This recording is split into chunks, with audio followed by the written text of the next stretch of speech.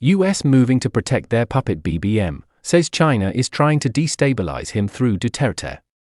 The United States is starting to defend their puppet leader here in the Philippines, bongbongmarcos, the Asian Zelensky, by saying that China is trying to destabilize his administration through former President Rodrigo Duterte, like this recent article from the Washington Examiner written by a certain tomrogan which did so. Quoting from the article, Beijing has also deployed Marcos's predecessor, Rodrigo Duterte, to rally populist rhetoric against the incumbent president. Duterte has spent the past week telling everyone that Marcos is a long-time illegal drug user. He also claimed that the Philippines' otherwise strong economic growth is not sufficiently benefiting its poorest citizens. The former president offers an easy tool for Beijing.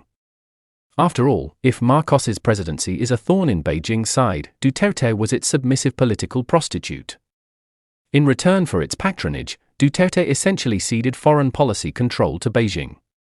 He turned the Philippine Navy into a beach patrol and greatly damaged ties with Manila's long-standing ally, the US. This is typical pro-US, anti-China propaganda of constantly goading the Philippines against China so the US can continue to free ride on the backs of the Philippines, which is exactly what is happening right now under the administration of BBM.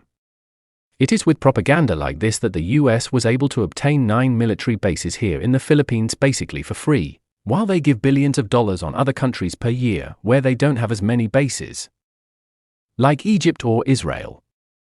They couldn't even give us well-used, second-hand F-16 aircraft for those bases, we still needed to beg from them for it up now.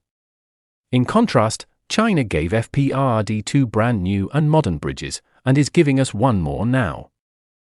They specifically even targeted the Philippine military with their propaganda, calling the Philippine Navy names, such as just being a beach patrol under Duterte when now BBM can't even pull their military to help in Ayunginshoal, as they are afraid that it will drag them into a war with China.